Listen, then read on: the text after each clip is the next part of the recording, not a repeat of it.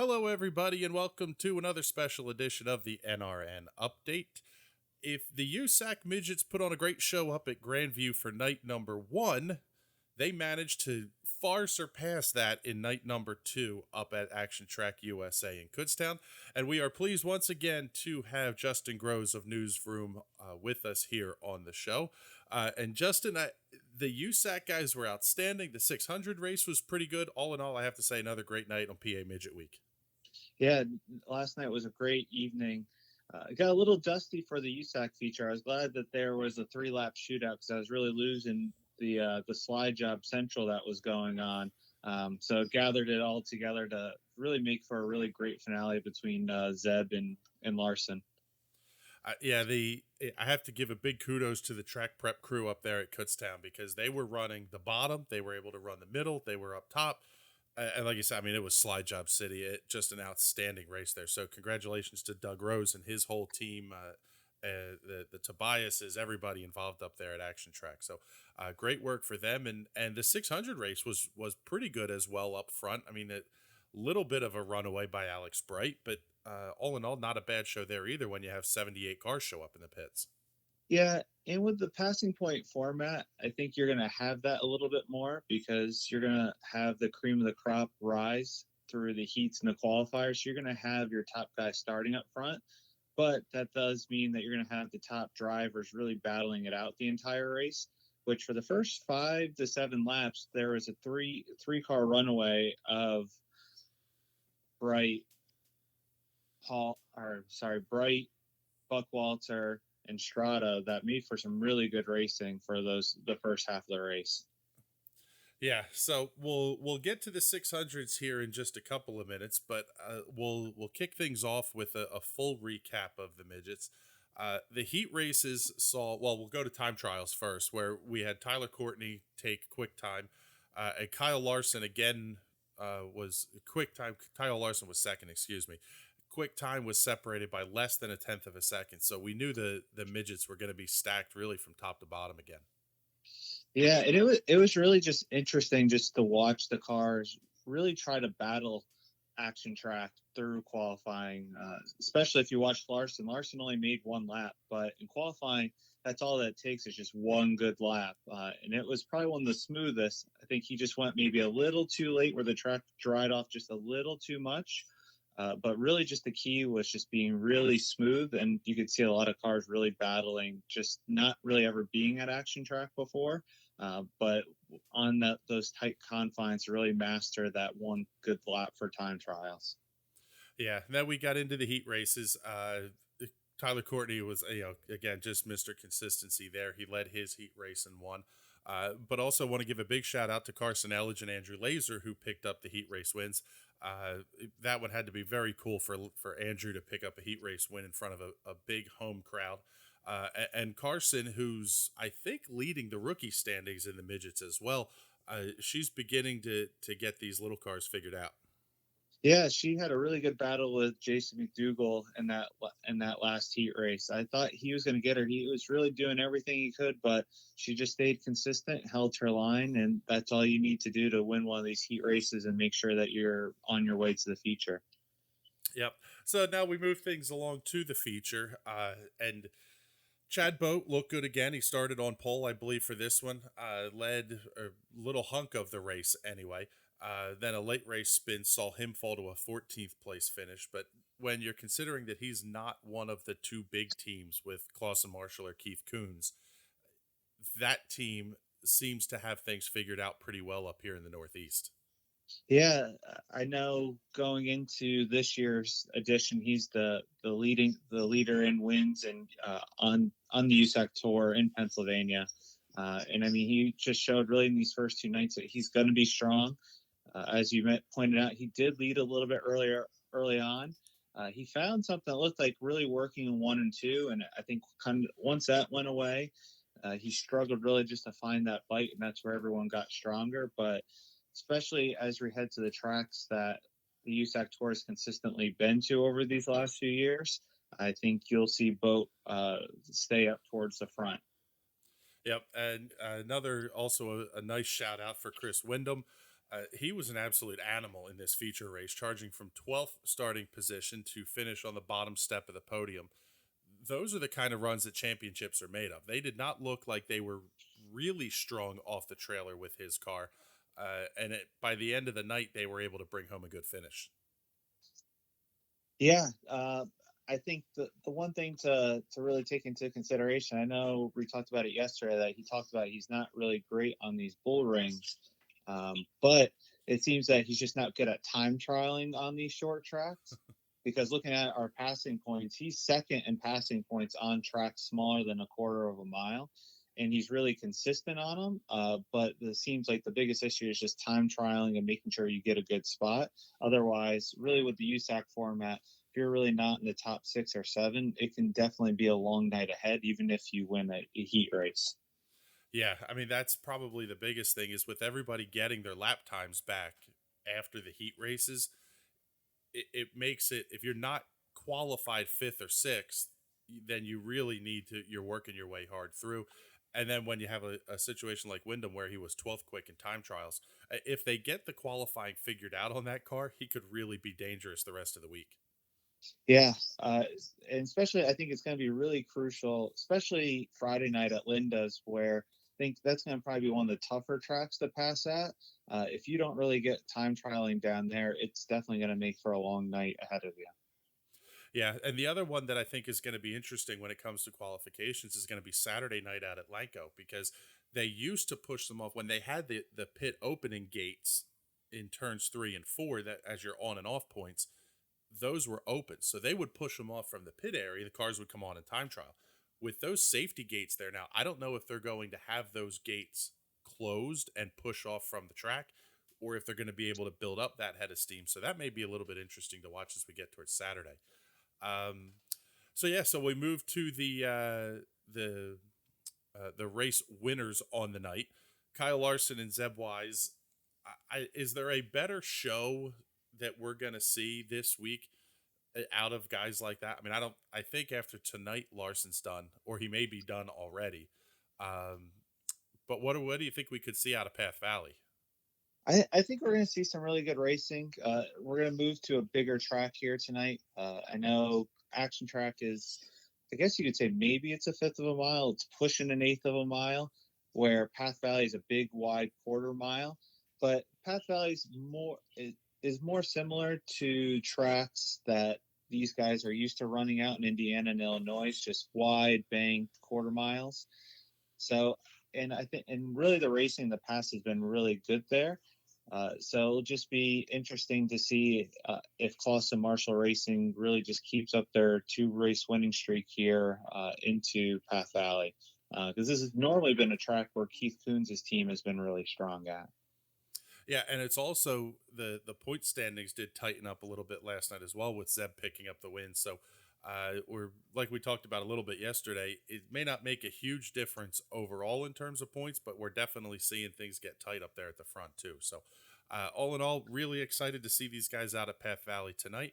And now I guess we'll move on over to the 600s and Hyper Racing Hyper Racing PA 600 Speed Week presented by 600cc Performance or whatever we're calling it. They managed to make that name incredibly long. Yeah, that's a tongue twister. Every time I Yeah, try to write it out, it is a long one, but I somehow manage to get it right every time. So keep my yeah, fingers crossed on that.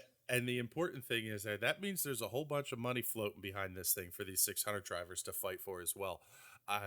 In the heat races, we saw heat race number 1, the top 3. It seems like kind of ran away with it a little bit. Jason Swavely picked up the heat win from second. Your pick for the night, Brian Carber, came home second after starting on the pole, and Nash Ely, who was one of our picks, came home third in that heat race. Heat 2 saw Alex Bright, Timmy Buckwalter, and Aaron Bollinger finish in the top 3. Bright came from 7th, Buckwalter from 10th, and Bollinger from 5th. Was that one of the better, or if not the best, heat race of the 600 night? No, I had that one marked on there. I think it was 2 and 6, where you just had a bunch of really good drivers starting in the back, and drivers that hadn't really made their mark in the 600s or just aren't that of that notoriety starting up front. And just with the format being passing points, like you just got to race your tail off every single lap. So you just knew that there's going to be really just a train going from the back to the front. And Timmy just got there first, and you knew just by looking at that that was really going to be a make or break of who's going to get a lot of passing points. And that, I think, pretty much had two of your top five in passing points out of the heats just from that heat alone. Yeah, and then the other one we saw came out of heat number 3 was Billy Pouch Jr. coming from 12th to finish second in heat race number 3 there. So he put on a heck of a show for the fans. The rest of the heat race winners, let's see, Brown, Bruno, and Thomas picking up the heat race wins in 4, 5, and 6, and they were all from the pole. Kyle Larson was I can't say a huge surprise for me that he was a DNQ on the night. Only because that Greth team they've been hunting for something most of the season, and so you're talking about a guy in an unfamiliar car at a track that they weren't really working setups for either. Was that a big surprise for you that Larson was DNQ for the 600 show? I think he looked relatively well, just for really adapting to that car. And it's not like he has a whole bunch of laps in a 600 because he came from outlaw carts. It's not like he made the natural transition from 600s to midgets. He made it really from outlaw cars to kind of like sprint cars and midgets. And when you kind of hop into any different car, it does take a little bit to adapt to. He I definitely thought he was going to make it through in the B main, even though he had to be tired after really throwing everything he had at Zeb and then hop right into the micro to go try to make it in through the B main. I mean, I think also it was partially someone drove it real hard into that corner because he only had about 8 laps to get into the top two. And I would say that was pretty much a close call of almost getting taken out there and being put on his lid. But it's one of those things you kind of race all night and you put yourself in certain conditions. And unfortunately, that was just the condition Larson was in. So I think overall, even though it was a DNQ, for really anyone to kind of to be in that position, I thought he did really well. So let's move on to the feature now. Timmy Buckwalter, Eddie Strada started up front, as we mentioned, and Alex Bright was there as well. And those three kind of ran away from it, ran away from everybody else from the drop of the green flag. Yeah, you could see those three were going to be the top drivers all night. They were really the three main cars that could really just move no matter wherever they started in the heat and qualifier. And really the rest of the field was running for fourth. Uh, and I think also at that time, the track had really switched up quite a bit. Typically, action track, a lot of the races start in the bottom, and then as the race slicks off, it kind of moves to the top, where the top didn't come in as much as you'd like. You could see drivers like Colin White trying to make it work. But by the midway to the end of the race, you just really had to run the bottom to really have a chance and try to move through the fields. And that's when we look at the point standings. Obviously, these are going to be in finishing order from last night's races. But I mean, you see a guy like Aaron Bollinger, who's insanely talented in 12th, Jesse Maurer in 13th, Kenny Miller, who was your pick, came home 14th. I mean, there's a lot of good cars that are already in a bit of a hole in terms of the point standings for 600 Speedweek. Yeah, but the one thing that I would just take into consideration, and I had a conversation with Jim Radney at the end of the night. Really, if you can make it at Action Track, that really just sets you up for the rest of the week. He was telling me last year that I believe he went into Action Track because that was the finale last year, third in Speed Week points, and didn't make the show. So really, that as long as you make it in, I think the rest of the nights you can really try to kind of find those points. It's just really just making the show and just trying to really muster out any points that you could get out of Action Track, especially with Yeah, 78 cars. I don't think you'll see 78 cars the rest of the week. I tend to think not. I mean, when we look at their point standings, they are showing 54 drivers as having either registered or competed. 5 of those at the bottom did not run last night, so there were a fair number of cars that I don't think we're going to see night in and night out here. Um, Looking towards the kind of middle of the point standings a little bit, Joey Amantia is currently sitting 17th, Bradley Brown 21st. And James Morris, I think, is a big surprise to me, sitting down there in 23rd and Spence in 24th. Those guys still have a realistic shot to get towards the front of the field, even after tonight at Path Valley. Yeah, I think really tonight will be the separator of really, if you don't really make some moves starting tonight, I think it's just going to be a long week for you. I think Kyle Spence and James Morris just ran into some tough situations. I know Spence was just in a really tough heat. I believe he was in heat 2 with all those movers, and he just couldn't move through the field as fast as some of those other guys. So we'll just have to see starting tonight if last night was what we should expect, or last night was just an anomaly to the week. Yeah, I agree with you on that one, because especially as we get into places like Linda's and Lanco, where the passing points are going to be even tougher to come by, having that ability to get through the field is really going to be critical. It almost becomes like a Chili Bowl phenomenon where you've got to move, and you got to move quick. Yeah, I think tonight is really going to put a lot of pressure on drivers to get passing points. I definitely don't expect you to see runs like Timmy, where he went from 7th to 1st, or Pouch, who went 12th to 2nd. I think if you're going to see some big runs, it's going to be like 4th to 1st, but we'll just have to see how that all plays out tonight. And among the top of the invaders list is Emerson Axum in that 14 Greth machine. What did you think of his performance last night, and how the rest of the week shapes up for him? Yeah, that was the one car that I thought, because we talked about before, the 4 has kind of been inconsistent, but that 14 has shown a lot of speed with Tyler Brem in that car the last few weeks. They just hadn't really just haven't put together a feature. And that's kind of what it looked like last night. You could see that they had speed in the heat and qualifiers, and really when it just came down to the feature time, something just fell off. So if if they can just put a full race together, and now that they have Emerson, who has a lot of laps in a D1 car, I think that will definitely not only just help the rest of his speed week, but really help that team moving forward for the rest of the year. So as we look at our top five from last night, Alex Bright, Eddie Strada, Timmy Buckwalter, Tommy Kunzman, and Brian Carber, is there one of those guys that you see having a fall off a bit tonight, or can we expect a little bit more of the same with that five trying to separate themselves a little? Yeah, I think Path Valley is going to fit a lot of their styles really well. So I don't really see much of a fall off. I think, and all of them have a lot of laps at Path Valley too.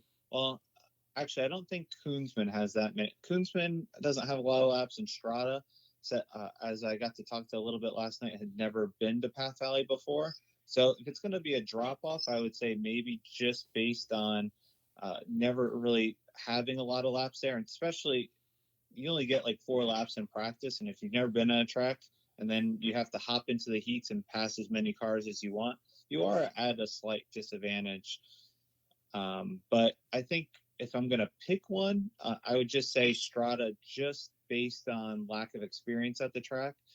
I've seen Tommy run really good on tracks that are very similar to Path Valley this year, so I wouldn't expect him to fall off due to the lack of experience at Path. All right, so it's come time to make our picks. Who's your pick for the win, and who's your pick maybe is a little bit of a dark horse as well? Yeah, so I think my pick for tonight is going to be Billy Pouch Jr. You could definitely see that he had the speed last night. We talked about he was going into the qualifiers. He was the leader in passing points. It was just tough last night that if you were a leader in passing points, you had to start 8th in your qualifier. And a lot of those guys just really had a tough time really moving through the fields from that deep. And then we talked about some of those problems in the future.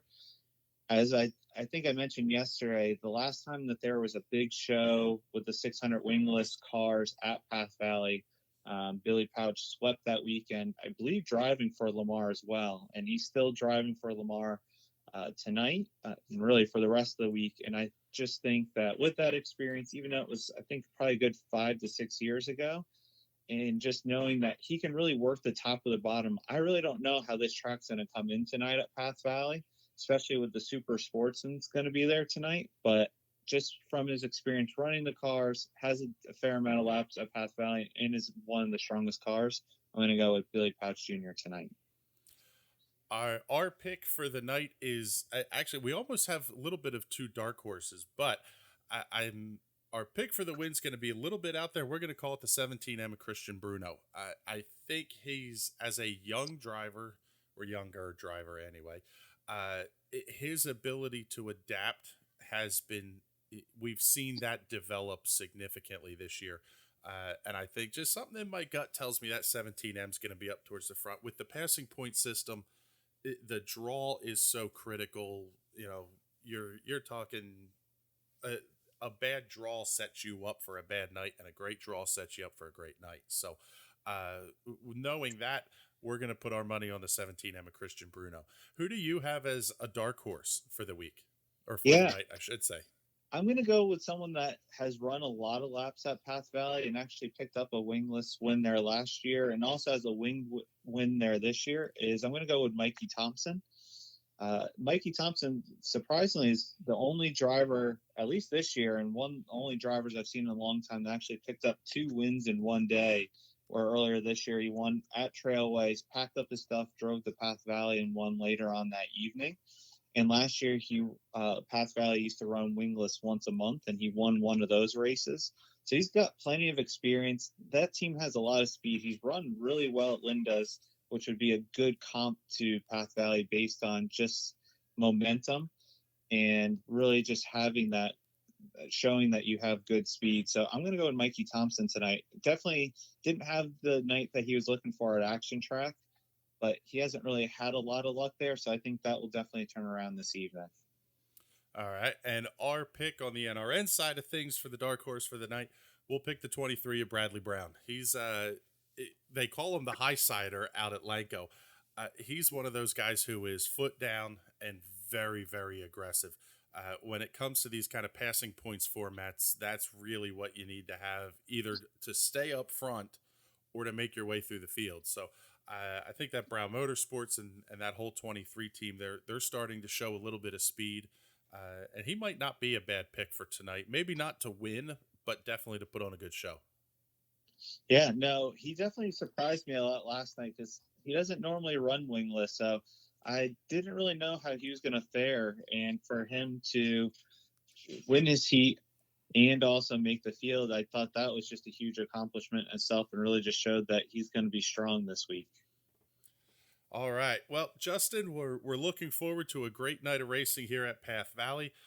Any big surprises out of the 600s that we saw last night? Anything that really jumps out at you?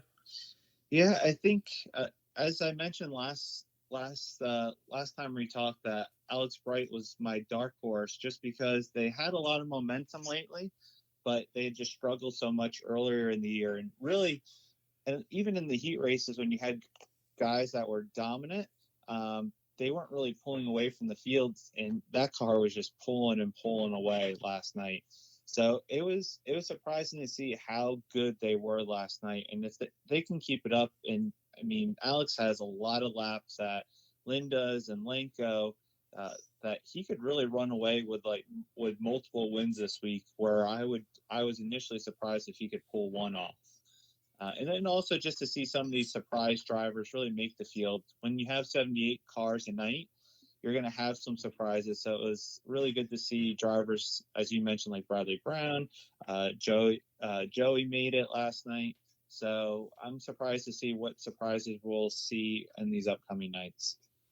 Well, like we were saying, it's going to be a great night down at Action Track tonight. The Midgets are going to put on a great show. I mean, I don't know that there's a bad racetrack that the Midgets go to. You know, Levi Jones really has that series humming at this point. So they're going to put on a great show. What's your prediction for car count tonight for the 600s? 600s, I think you're going to be looking probably between like 55 and 65, just because you have some attrition from last night. Also, Path Valley is the farthest track for a lot of people. I know myself, I was actually supposed to go and run, but just with other commitments and just because it's a 4.5 hour haul for me to get there, that we're not going to be able to make it to run tonight. So I think you're going to see a little bit of a drop off tonight based on the distance, but still to get 55 to 65, any track would die for that kind of car count. Yep, absolutely. So, all right, well, we'll take a look. We'll see what the racing is tonight. It is available on Flow Racing. You'll see every lap of the USAC Midgets and Hyper Racing 600 Speed Week presented by 600cc Performance. Spit that one out right this time. So, Justin, thank you very much for the time, buddy. Hopefully, we'll get to talk to you tomorrow after another great night of racing, and we'll recap tonight's action from Path Valley, and we'll get a preview of Linda's Speedway in as well. All right. Thanks, Chris. Have a good one. Thanks, Justin. You too. And thank you all for joining us here on this edition of the NRN Update. We will talk to you tomorrow, like we just said, with the recap of Path Valley and a look ahead to Linda's. Thanks for joining us, everybody.